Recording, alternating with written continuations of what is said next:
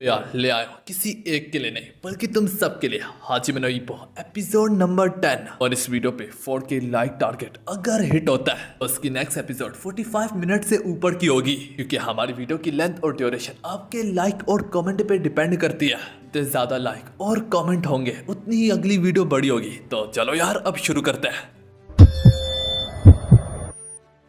तो यार हमारी एपिसोड की शुरुआत वहीं से होती है जहाँ पे यामी अपने बेस्ट मूव का इस्तेमाल करता है ईपो के खिलाफ शॉटगन पंचेस। आज तक हयामी इससे हर बैटल को जीतते आया है, पर आज पहली बार ईपो ने ऐसे डॉज करता है जैसे कि वो नॉर्मल पंचेस हो। ये देख के हयामी को अपनी आंखों पे यकीन नहीं आ रहा होता कि उसकी सबसे बेस्ट और सबसे पावरफुल वेपन को ये आखिर कैसे इतनी आसानी से डॉज कर सकता है। चीफ को ये देख के ईपो पे काफी फख्र हो रहा होता है। यहाँ तक इसी तरह ईपो आसानी से इसके शॉटगन पंचेस के एक पंच को डिफ्लेक्ट करके उसके करीब जाके उससे बॉडी हिट मारता है। और ये देख के हयामी को वो पल याद आने लगता है जब वो जिम में ईपो माकानाउची को काफी ज्यादा हल्के में ले रहा था। उसके साथ ही साथ उसे अपने शॉटगन पंचेस पे काफी ज्यादा गरूर था। सोचता होता है कि चाहे वो माकानाउची के अलावा भी अगर कोई फाइटर हो तो वो मेरे शॉटगन पंचेस के आगे अपने कदम नहीं जमा पाएगा। कहानी प्रेजेंट पे आती है जहाँ पे हयामी ने उसके बॉडी ब्लो से अच्छी खासी डैमेज ली होती है। वो अभी भी काफी ज्यादा शॉक में होता है। उसे यकीन नहीं आ रहा होता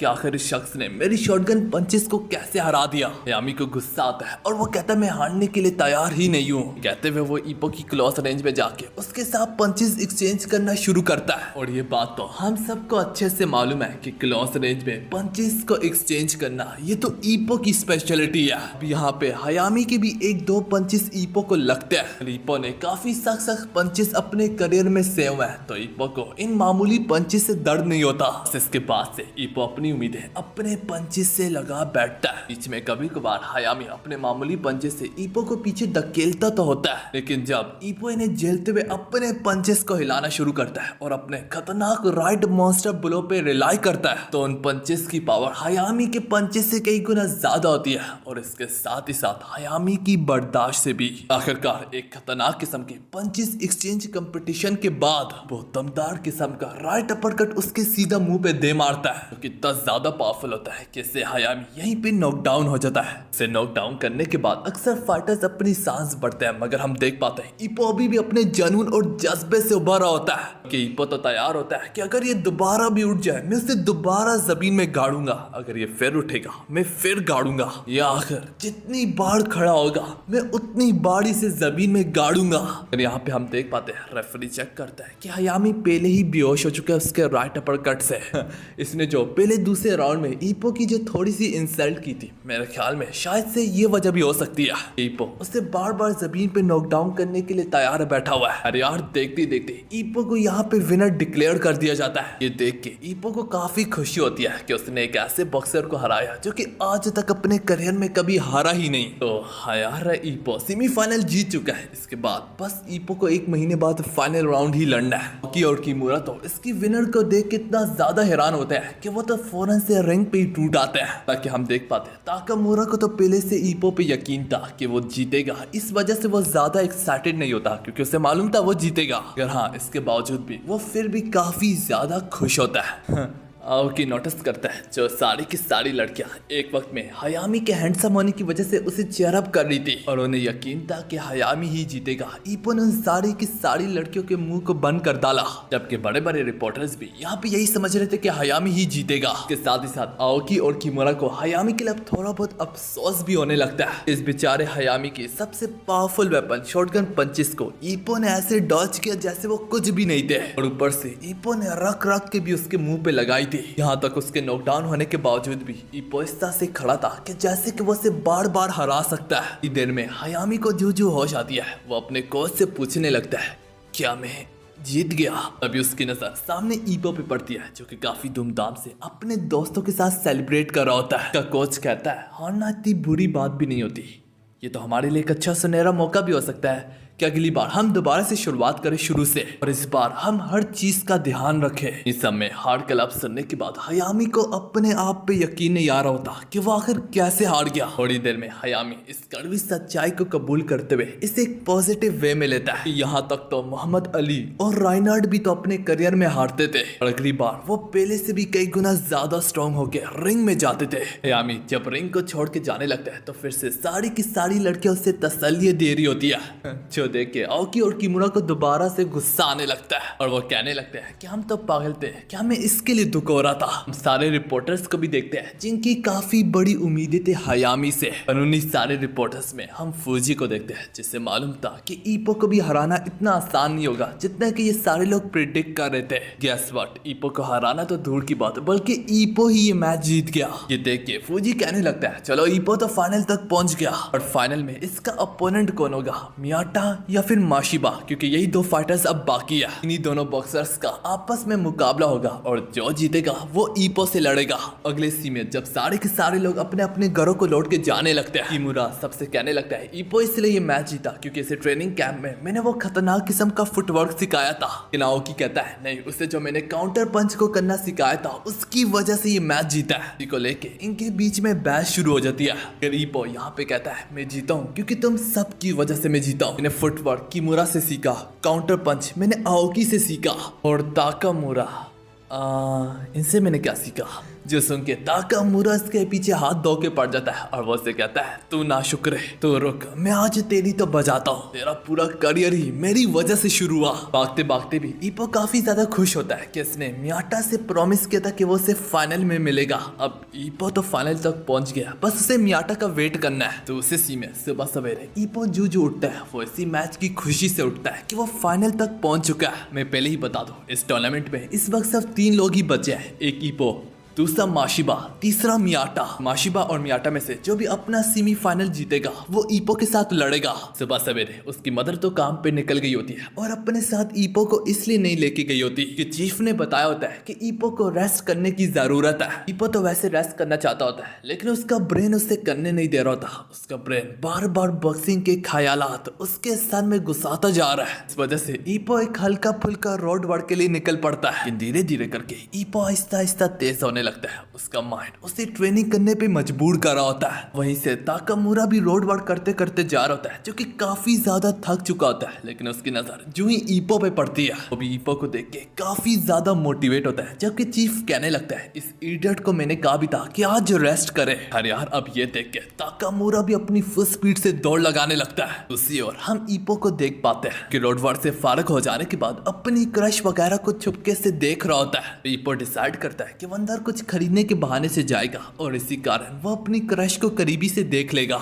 यही सोच के ईपो अंदर तो जाता है लेकिन ईपो नोटिस करता है उसकी क्रश उसे बार बार घूरती जा रही है। वो काफी ज्यादा नर्वस हो जाता है और जब वो पे करने जाता ही है कि वो लड़की उसे तुरंत से हेलो बोलती है, पर ईपो तुरंत से पैनिक करता है और सारे के सारे बंस वगैरह उसकी ट्रे से उड़ के नीचे गिरने लगता है। और इससे पहले वो जमीन पे छूते भी ईपो अपने खतरनाक किस्म के रिफ्लेक्सेस और जैब्स का इस्तेमाल करते करते ट्रे में सारी की सारी चीजों को आसानी से सिक्योर कर लेता है। देख के वो लड़की उसकी दाद देते हुए कहने लगती है काफी गजब किस्म के रिफ्लेक्सेस थे। वो थोड़ा सा शर्माते हुए से कहने लगता है कि वो एक बॉक्सर है, पर वो लड़की कहती है कि हाँ, तुम्हें देख के मुझे थोड़ा बहुत आइडिया तो पहले ही हो गया था। इसके साथ ही साथ एक वजह ये भी है कि तुम्हारा चेहरा हमेशा पट्टियों से बड़ा होता है। इसके चलते उसकी क्रश उससे पूछने लगती है कि तुम्हें बॉक्सिंग पसंद है, जिसके जवाब में ईपो कहता है इसमें कोई शक नहीं है कि बॉक्सिंग में तुम्हें दर्द को काफी ज्यादा सहना पड़ता है, लेकिन हाँ, मैं सच कहता हूँ बॉक्सिंग में काफी ज्यादा मजा है। सुन के उसकी क्रश एक मुस्कुराहट वाले चेहरे से कहने लगती है ठीक है, फिर अपनी पूरी मेहनत करो। वो नदी के किनारे बैठ के सोच रहा होता है मेरे ख्याल में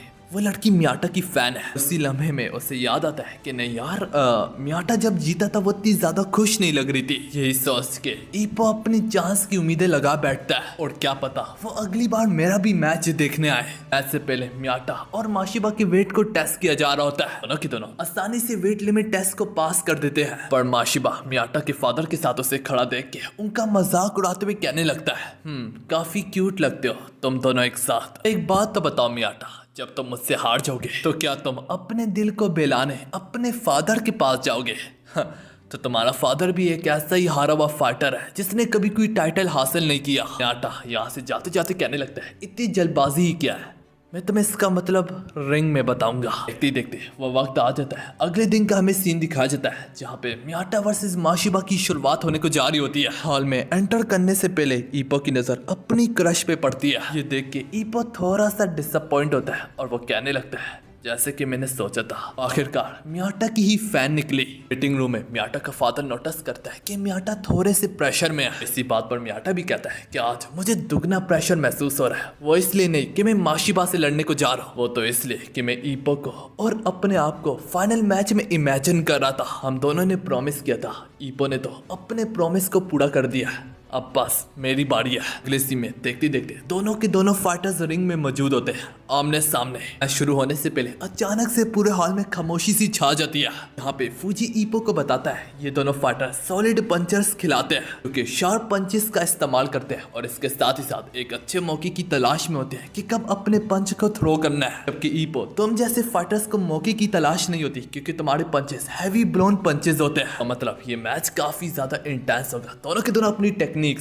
स्पीड और एक अच्छे मौके की तलाश में होंगे। इसका मतलब मैच एक सेकंड में भी खत्म हो सकता है जब जैसे कोई मौका किसी को मिलेगा। नाकामुरा भी यही कह रहा होता है कि दोनों के दोनों फाइटर्स काफी ज्यादा अमेजिंग है और एक झटके में ये मैच खत्म हो सकता है। देखते देखते इनके मैच की शुरुआत होती है। यहाँ पे दोनों के दोनों रिंग में एक दूसरे से डिस्टेंस रख के अपने फुटवर्क पे रिलाई करके बेस्ट पोजीशन ले रहे होते हैं। इसके साथ ही साथ जानबूझ के एक दूसरे को ओपनिंग और फेंट्स दे रहे होते हैं, एक दूसरे को अपने झांसे में फंसाने की कोशिश कर रहे होते हैं कि एक गलत कदम लेके उसका अपोनेंट आगे बढ़े और वो जो ही वार करने की कोशिश करे तो उसे काउंटर अटैक कर दिया जाए। यूं ही देखते देखते दोनों की दोनों एक साथ ही आगे बढ़ते हैं। दोनों के पंचेस एक दूसरे के काफी करीबी से गुजरते हैं। पता नहीं चलता कि आखिर किसको हिट लगी है। थोड़ी देर में हमें माशिबा के चेहरे से पता चल जाता है कि मियाटा का पंच उससे लग के गुजरा है और इसके चलते यहाँ तक मियाटा ने माशिबा के पंच को आसानी से डॉज भी कर लिया था। माशिबा गुस्से में दोबारा से बैठते हुए मियाटा पे टूट पड़ता है। हम देख पाते हैं मियाटा की स्पीड और एक अच्छे खासी फुटवर्क होने के कारण मियाटा के पंचेस थोड़े बहुत माशिबा को लग रहे होते हैं। जो पंचेस यहाँ तक लगते भी है, माशिबा उनकी डैमेज को आधे से ज्यादा तो ब्लॉक ही कर लेता है। दोनों के बीच में मामूली सा ही फर्क होता है, लगभग एक हाथ के फर्क से मियाटा लीड पे होता है कि माशिबा की भी जैक्स किसी से कम नहीं है, पर मियाटा उन्हें काफी इजीली से डॉज कर पा रहा है। देखते देखते यहाँ पे माशिबा अपने हिटमैन स्टाइल में शिफ्ट हो जाता है। स्टैंस के कारण इसके जैब्स और भी काफी ज्यादा शार्प,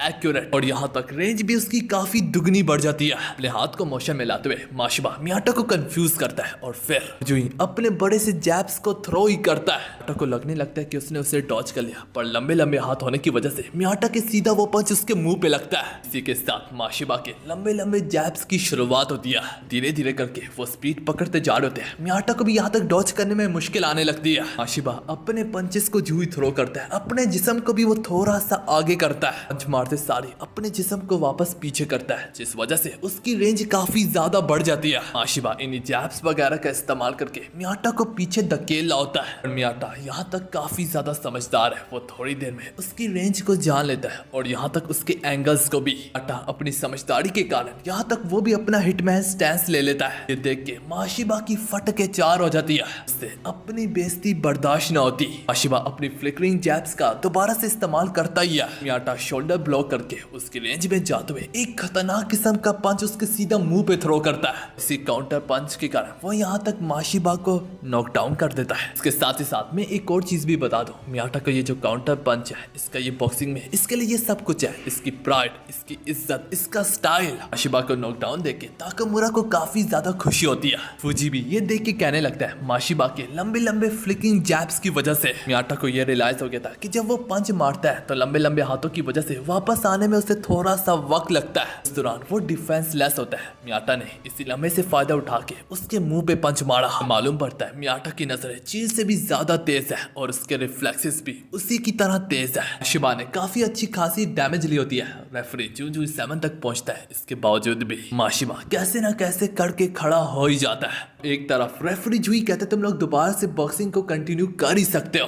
तुरंत से इसी लम्हे में मियाटा फौरन से टूट पड़ता है माशिबा पे। बस वो उसे दोबारा से नॉकडाउन बस करने को ही जा होता है। किसी बीच में फर्स्ट राउंड का यहाँ पे खात्मा होता है। मियाटा वक्त पे अपना पंच बिल्कुल उसके मुंह के सामने रोक डालता है। ब्रेक के दौरान माशिबा का कोच उससे कहने लगता है तुम उसके साथ पंचेस एक्सचेंज मत करो, वो जीनियस है इन चीजों में। इसके कारण सेकंड राउंड में तुम अपने फुटवर्क पे ज्यादा रिलाई करो। एटलीस्ट तब तक तो तुम उससे दूर ही रहो जब तक तुम्हारी डैमेज खत्म नहीं हो जाती। इसे राउंड की शुरुआत होने को जा रही होती है और सारे लोग यही एक्सपेक्ट कर रहे होते हैं कि मियाटा इस राउंड में उसे नॉकडाउन करने की कोशिश करेगा। अब चूंकि माशिबा काफी डैमेज ले चुका है तो वो एस्केप करने की कोशिश करेगा। और राउंड 2 की शुरुआत में कुछ ऐसा होता है जो कि किसी ने जरा भी एक्सपेक्ट तक नहीं किया होता। माशिबा भागने के बजाय फौरन से मियाटा पे टूट पड़ता है और 1-2 के दौरान हम देख पाते हैं कि माशिबा की पावर ज्यादा होती है मियाटा से। मियाटा अपने फुटवर्क और अपनी रिफ्लेक्सिस का दोबारा से इस्तेमाल करके उस पे भारी पड़ जाता है। देख के फूजी कहने लगता है मियाटा ने अपनी पंचेस की पावर को काफी ज्यादा बढ़ाया है। इस पर ईपो भी कहने लगता है हाँ, वो फेस हिट से आसानी से डाउन हिट्स में शिफ्ट हो सकता है। इस बात को आगे कैरी करते हुए ताकामुरा कहने लगता है हाँ, मुझे दिखने से ही लग रहा है उसने इतने शॉर्ट वर्क में इतनी जल्दी ये सब कुछ सीखा, इतनी स्मूथली। मैं जान सकता हूँ आखिर ये इसने किसको हराने के लिए सीखा। यहाँ पे ताकामुरा का इशारा ईपो पे होता है कि ये टैक्टिक्स ईपो के खिलाफ काफी अच्छे से इस्तेमाल हो सकती है। यहाँ पे मियाटा लगातार माशिबा जैसे पे बाड़ी पर रहा होता है तो खतरनाक पंचेस का इस्तेमाल करके मियाटा उसे दोबारा से नॉकडाउन कर देता है। अरे यार, ऐसा तो सबने सोचा था। हम देख पाते हैं गिरने से पहले माशिबा अपने कदम जमा लेता है। इतनी जख्मी हालत में माशिबा दोबारा से मियाटा की ओर पंचेस बरसाने लगता है। इस बार माशिबा काफी डैमेज ली होती है और दिमाग से भी पागल हो गया होता है। ऐसा करते हुए वो अपने पंचेस को काफी घुमा रहा होता है। मियाटा उन्हें आसानी से देख पा रहा होता है, जिस वजह से ये एक सुनहरा मौका देख के मियाटा जूं एक कदम लेके अपने दोबारा से काउंटर पंच को बरसाने को ही जा रहा होता है। इसी लम्हे में माशिबा अपनी कमजोरी को ही अपनी पावर में पलट डालता है। माशिबा उसके पैर को आगे बढ़ता देख के उसके पैर पे ही पैर रख डालता है। मियाटा का बैलेंस बिगड़ता है। माशिबा अपनी फुल रेंज का इस्तेमाल करके एक खतरनाक किस्म का जैब फौरन से मियाटा के मुंह पे दे मारता है कि ठीक फौरन बाद माशिबा अपने पंचेस की बारिश कर डालता है मियाटा पे। मियाटा कुछ ज्यादा ही डैमेज ले चुका होता है। डैमेज लेने की भी नाते ने सोचा नहीं होता कि एक ही लम्हे में ये बैटल इतनी आसानी से पलट जाएगा। और वो भी मियाटा ने ऊपर से बस से बदतर काफी डैमेज लिया है। शिबा अपने पंचेस मारता रहता। मियाटा को लगते रहते। उसी में भी कोने में ले जाके एक लिमिट होती है कि आखिर तुम कितनी देर तक मार सकते हो। यही वजह से रेफरी माशिबा को रोकने की कोशिश करता है। माशिबा रेफरी को धक्का लगा के और लिमिट से ज्यादा मियाटा को मारता है। मियाटा का काफी खून बह होता है। मियाटा के कदम उसका साथ देना छोड़ जाते हैं। वो नॉकडाउन होके नीचे गिर जाता है। आने वाले दिलों को जोर का झटका। सबको अपनी आंखों पे यकीन नहीं आ रहा होता। सबके मुंह खुले के खुले होते हैं। सबको काफी ज्यादा परेशानी हो रही होती है। मियाटा जमीन पे गिरा होता है पर इसके बावजूद भी शिबा उस पे टूटने की कोशिश कर रहा होता है। रेफरी उसे संभाल के पीछे धकेल रहा होता है और उसे कहता है कि अपने कॉर्नर में वापस जाओ। के जाने के बाद ही रेफरी अब गिनना शुरू करता है और वो गिनता जाता यहाँ तक कि 7-8 से भी ऊपर पहुंच जाता है। लेकिन मियाटा का जिस्म हिलता तक नहीं। इससे पहले अचानक से कुछ होता भी कि हमारी एपिसोड यहाँ पे खत्म होती है।